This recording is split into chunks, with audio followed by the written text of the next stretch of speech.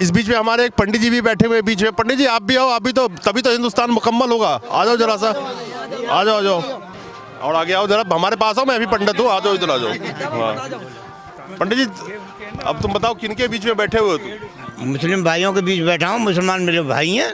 अच्छा, इन्हीं में से हम पैदा, हम में से ये पैदा। कितने लोग बेहोश हो जाएंगे सुन के? अरे हो जाओ तो हो जाओ, हम तो एक ही रहेंगे, एक हैं और रहेंगे।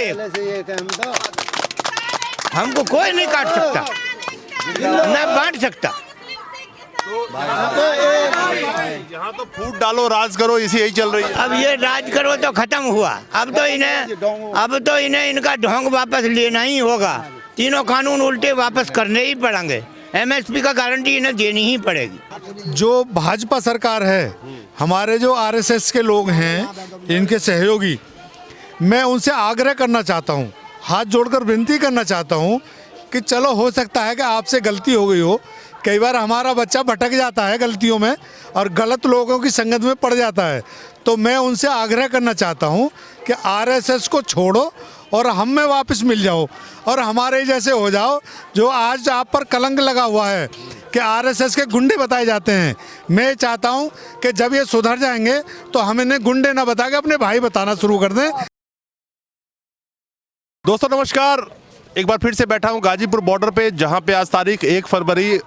एक तरफ जहां बजट चल रहा है, जहां पे किसानों की नज़र है, दूसरी तरफ मैं आपको दिखाना चाहता हूं कि कपड़ों से तो आप पहचान ही गए होंगे जो हमारे प्रधान सेवक कहते हैं यहाँ कौन कौन बैठे हैं।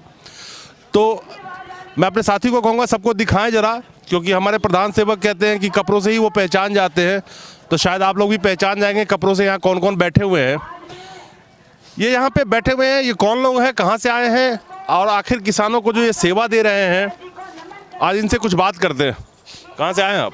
हम दिल्ली मुस्तफाबाद से आए हुए हैं। कितने दिन से है इस किसान आंदोलन में? यहाँ हम 22 तारीख से हमारा ये लंगर चालू है यहाँ से। 22 तारीख से? जी जी, 22 जनवरी से। जी तो एक बार बताइए, मुद्दा मैं इस पे आता हूँ, सबसे पहले मेन मुद्दे पे आता हूँ। इस सरकार की जो कोशिश रहती है किसी भी असंतोष की आवाज़ को दबाना, चाहे शाहीन बाग का ही आंदोलन क्यों ना हो, उसका जिक्र करना आज ज़रूरी है।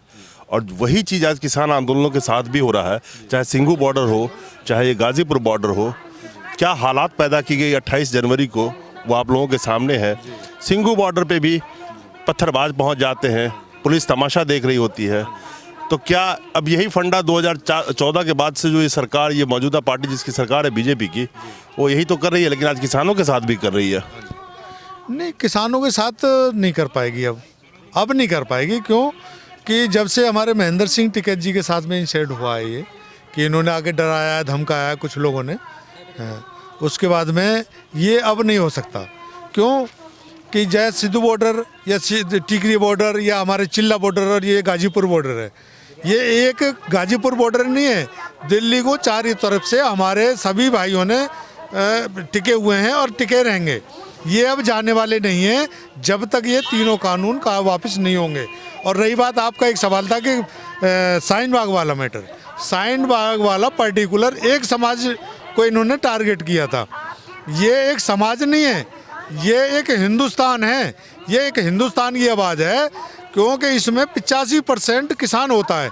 हिंदुस्तान में 85% किसान है और किसानी के दम पर यह हिंदुस्तान चलता है। और जब हम बुलंदशहर से हैं, मगर पास में खोड़ा में रहते हैं, मगर ये काले कानून की वजह से आए। जब तक काले कानून वापस नहीं होंगे, जब तक यहाँ से नहीं जाएंगे। हम भी किसानी हैं, हमें भी ये लगा सारे बहन भाई जितने भी हमारे यहाँ छोटे से लेके बड़ा तक, अब सब यहाँ रात को इतनी सर्दी में यहाँ पे डेरे डाले पड़े हुए हैं और सरकार के यहाँ कान पे जूं नहीं रेंग रही है।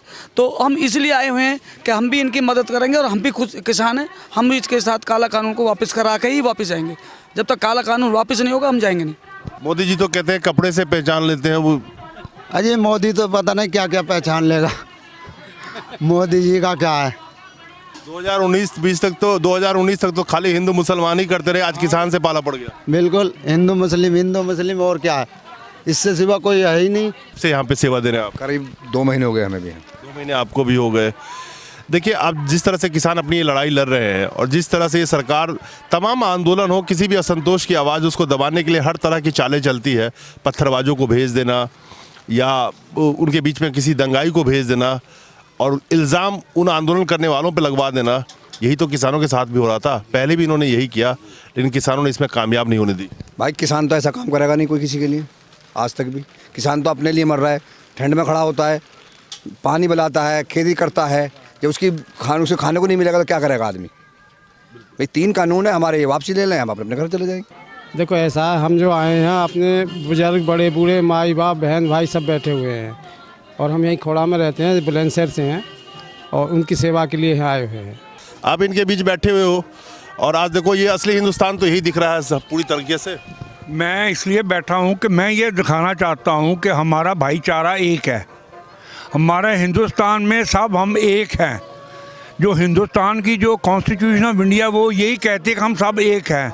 जो हमें डिवाइड करना चाहते हैं उनको एक सबक देने के लिए कि जितनी मर्जी आप अपना प्रोपेगेंडा कर लो, हमारे में आपस में जो डिफरेंस है ना रिलीजन के बेसिस पे वो नहीं आएगा। जनता जाग चुकी है, जो ये अपना बेचना चाहते हैं ना हमारे सारे एंटरप्राइजेस को, और एक ही रह गया था ये फार्म सेक्टर, उसको इन्होंने बेच तो दिया है।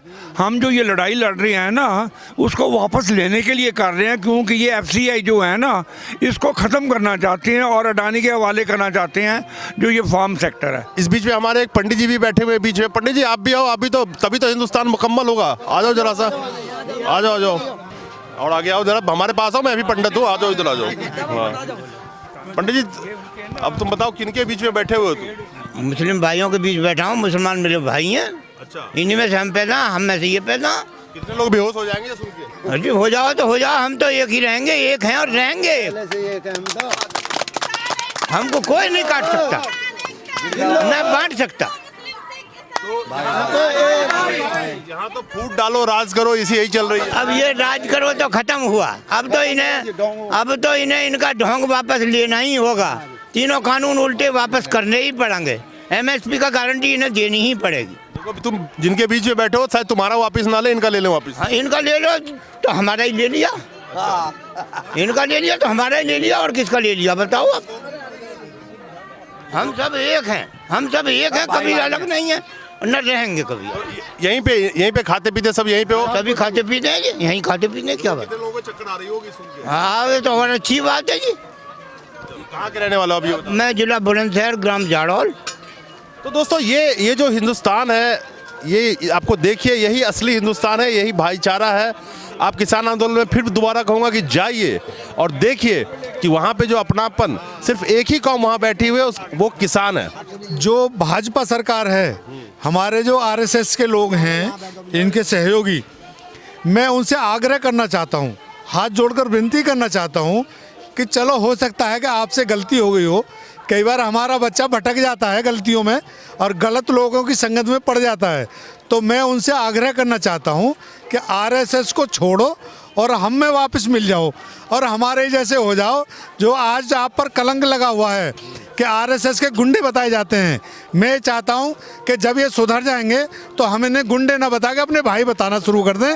तो मैं इन लोगों से आग्रह करना चाहता हूं कि जो RSS जो बदनाम हो चुके हैं हिंदुस्तान में कि भाई RSS के गुंडे हैं, जो हमारे भाई कुछ लोग जो गुंडे बताते हैं इन्हें, तो आगे से फिर इन्हें गुंडे ना कह के अपना भाई कहेंगे। और ठीक है, राजनीति है, ये पार्टी में किसी में भी रहो, लेकिन ये गुंडे का नाम शब्द एक गंदा होता है हमारे हिंदुस्तान में। तो मैं इन सभी RSS के लोगों से आपके चैनल के माध्यम से एक संदेश देना चाहता हूँ, कोई अभी बहुत लंबा वक्त नहीं गया है, जल्दी वापसी हो जाओ तो और अच्छा रहेगा। सर जैसे कि भी आपने कहा कि आपके हमारे प्रधानमंत्री कपड़ों से पहचान लेते हैं, तो मुझे ये लगा, ये जुमला जब मैंने सुना तो मैंने सोचा यार कहीं ना कहीं जहालत की बू आ रही है। किसी के लिबास से किसी की औकात का पता ही नहीं लगाया जा सकता। किसी की औकात का जायज़ा अगर लेना है तो उसके शऊर, उसकी तालीम से लिया जाता है। इसलिए हमारी ट्रस्ट अब जो है ना एजुकेशन में फोकस कर रही है, क्योंकि हमारा देश कहीं ना कहीं जाहिलों के हाथों में आ गया है। इसीलिए आज ये किसान का, देश का सच्चा किसान रोड पर पड़ा है। बहुत खूबसूरत बात इन्होंने कही है। शिक्षा का विस्तार और सस्ती शिक्षा और क्वालिटी एजुकेशन बहुत ज़रूरी है इस देश में, ताकि लोगों में जागरूकता पैदा हो, ताकि आने वाले वक्त में जो नागरिक हों उनको देश का पता हो, इस देश की जो संविधान है उसका पता हो, इस देश की खूबसूरती का पता हो। लेकिन यहाँ पे तो व्हाट्सएप यूनिवर्सिटी में पढ़ के और ज्ञान बांटते हैं लोग, और इतिहास भी उसी व्हाट्सएप यूनिवर्सिटी में पढ़ के वो नया नया इतिहास की लोग रचना कर रहे हैं आज के डेट में। शुक्रिया दोस्तों, मेरा मकसद था कि इस हिंदुस्तान को दिखाऊं, इस किसान आंदोलन को दिखाऊं, ताकि जो हमारा भाईचारा है वो आपको नज़र आए। शेयर जरूर कीजिएगा। बहुत बहुत शुक्रिया आप लोगों का।